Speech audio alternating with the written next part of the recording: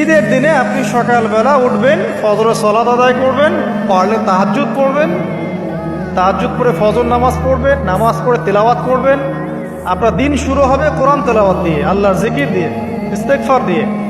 এবার সকাল সকাল গোসল করবেন, সকাল সকাল গোসল করে মিষ্টি মুখ করবেন, খেজুর খাবেন, সেমাই খাবেন ইত্যাদি।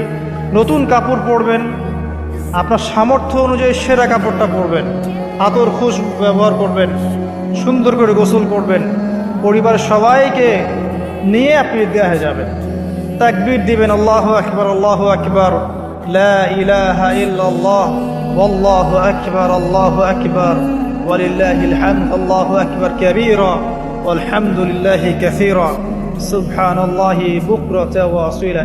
তাকবীর দিবেন, ঈদগাহে যাবেন। যারা খতিব, যারা ইমাম, তারা নামাজ পড়াবেন, ঈদের খুতবা হবে, ঈদের খুতবায় রমজানের শিক্ষাগুলো আবার স্মরণ করিয়ে দেওয়া হবে। এইগুলো আমরা সারা বছর ধরে রাখতে পারি, আমরা যেন ভুলে না যাই।